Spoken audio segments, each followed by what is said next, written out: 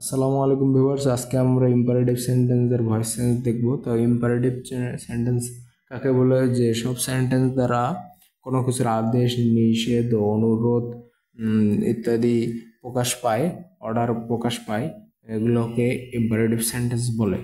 যেমন do it, open the door, close the door, come here, let him go, এরপরে please do the work.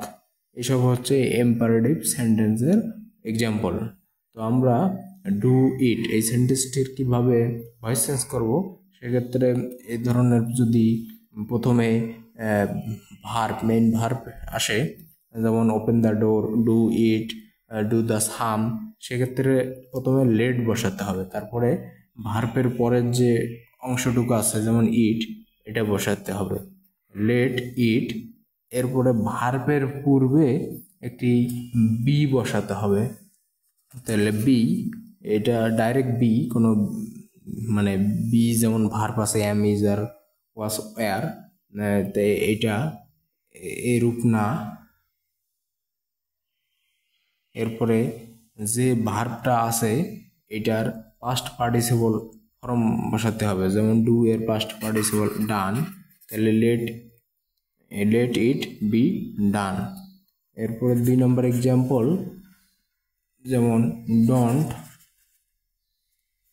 Don't hate the poor. তো এটার ক্ষেত্রে আবারও late বসাতে হবে, লেট, এখানে নট, যেহেতু এটা নেগেটিভ সেন্টেন্স আছে জন্য not.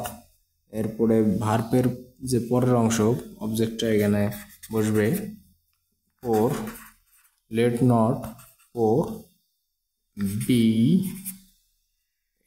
হেটের past participle from hated. এরপর থার্ড এক্সাম্পল, যেমন let him do it, let him do it. তো এটার ক্ষেত্রে লেটটি বসাবো, লেট, এরপরে ইট, বি, ডু এর পাস্ট পার্টিসিপল ফর্ম ডান, এরপরে একটি প্রিপোজিশন বাই, এরপরে এটা ছিল প্রথমে সেটা। এরপরে যদি প্লিজ কথাটা থাকে সেক্ষেত্রে কি হবে? যেমন please do the same, please do the same. তো এটার ক্ষেত্রে প্লিজ থাকলে ইউ আর রিকোয়েস্টেড টু হবে, ইউ আর রিকোয়েস্টেড টু। এরপরে এই যে ডু দ্য সাম, যদি প্লিজ ওপেন দ্য ডোর তাহলে ওপেন দ্য ডোর হবে, ডু দ্য সাম, অর্থাৎ এইখানে প্লিজের পরে যা আছে তাই হবে। এরপরে আরও কিছু আমরা এক্সাম্পল দেখতে পারি, সেটা হচ্ছে ব্রিং মি এ বুক। তাহলে লিখি bring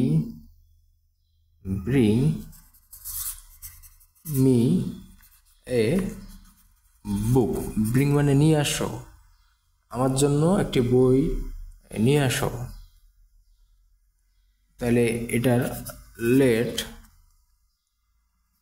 a book B, bring এর past participle form ব্রট, BROUGHT, ব্রট, for me. এখানে ফর বসানো হয়েছে। ইম্পারেটিভ সেন্টেন্সের মূল ভার্বের পরে যথাক্রমে ইনডাইরেক্ট ও ডাইরেক্ট অবজেক্ট ব্যবহৃত হলে প্যাসিভ ভয়েসে ডিরেক্ট অবজেক্টটি সাবজেক্ট হিসেবে ব্যবহৃত হয় এবং ইনডাইরেক্ট অবজেক্টের পূর্বে ফর বা টু বসাইতে হয়। মানে এখানে মূল কথা হলো এই একটা অবজেক্ট আর এই একটা অবজেক্ট, তাহলে দুইটা অবজেক্ট, সেক্ষেত্রে এখানে এই আমাদের ফর কথাটি বসানো হয়েছে কার পূর্বে ইনডাইরেক্ট অবজেক্টের পূর্বে।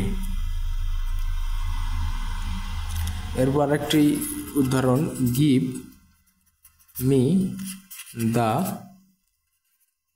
Pen. Give me the pen, এখন এটার একই নিয়ম, লেট দ্য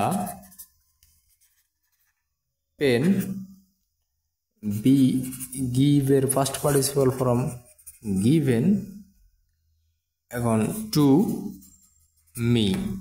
তাহলে এই দুইটা জিনিস আপনারা খেয়াল রাখবেন। এখানে যে বস্তুবাচক অবজেক্টটা এটা সামনে নেওয়া হয়েছে, আর যেটা প্রাণী মি এটাকে পরে দেয়া হয়েছে। এরপর আরো কিছু রুলস, সেটা হচ্ছে অ্যাক্টিভ এ মোডাল ভার্ব থাকলে পেসিভে মোডাল ভার্বের পরে বি বসে এবং মূল ভার্বের পাস্ট পার্টিসিপাল ফর্ম বসে। যেমন we must do our duty, তাহলে আওয়ার ডিউটি, এটা এই যে মাস্ট আছে মাস্টটাই বসাইতে হবে। Our duty must be done by us. অর্থাৎ যে মোডাল অক্সিলারি যেমন শুড, মাস্ট, এরপরে উড, কুড ইত্যাদি যে মোডাল অক্সিলারিগুলো আছে এগুলো বসবে, এরপরে বি বসাইতে হবে এবং ভার্বের পাস্ট পার্টিসিপল ফর্ম বসাইতে হবে।